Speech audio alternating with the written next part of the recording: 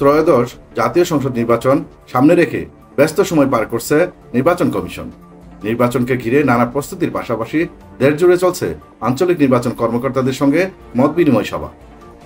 শনিবার খুলনা অঞ্চলের নির্বাচন কর্মকর্তাদের সাথে মত বিনিময় সভার শুরুতেই সাংবাদিকদের মুখোমুখি হন প্রধান নির্বাচন commissioner CEC AM Nasir Uddin. তিনি বলেন, আমরা একটি সুষ্ঠু ও গ্রহণযোগ্য নির্বাচন আয়োজন করতে চাই। রাতের আধারে নির্বাচন আর হবে না। দেশের স্বার্থেই সবাইকে সহযোগিতা করতে হবে। সিইসি জানান, বর্তমান নির্বাচন পদ্ধতিতে কোনো পরিবর্তন আনতে হলে সংবিধান ও আইন সংশোধন করতে হবে। তা না হওয়া পর্যন্ত বর্তমান নিয়মেই নির্বাচন অনুষ্ঠিত হবে। কৃত্রিম বুদ্ধিমত্তা ও ডিজিটাল প্রযুক্তি নিয়েও উদ্বেগ প্রকাশ করেন তিনি।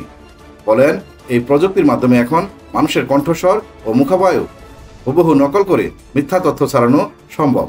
ইউরোপের একটি দেশে এমন পরিস্থিতিতে নির্বাচন বন্ধ করতে হয়েছিল। এটা আধুনিক যুগের এক মারাত্মক হুমকি, অস্ত্রের চেয়েও বিপজ্জনক। সোশ্যাল মিডিয়ার অপব্যবহার নিয়েও সতর্ক করেন তিনি। বলেন, একজন ফেসবুকে কোনো ভুল তথ্য দিলেই যাচাই বাছাই না করে হাজার হাজার মানুষ তা শেয়ার করে। এর ফলে লক্ষাধিক মানুষের কাছে পৌঁছে যায় মিথ্যা তথ্য।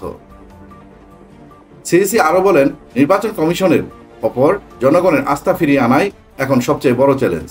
একই সাথে ভোট কেন্দ্রে ভোটারদের উপস্থিতি নিশ্চিত করা, সোশ্যাল মিডিয়ার অপতথ্য মোকাবেলা এবং কৃত্রিম বুদ্ধিমত্তার অপব্যবহার রোধ, এই তিনটি হবে আগামী জাতীয় নির্বাচনের প্রধান চ্যালেঞ্জ। নির্বাচন কমিশন এসব চ্যালেঞ্জ মোকাবেলায় পরিকল্পনা গ্রহণ করছে বলে জানিয়েছে প্রধান নির্বাচন কমিশনার।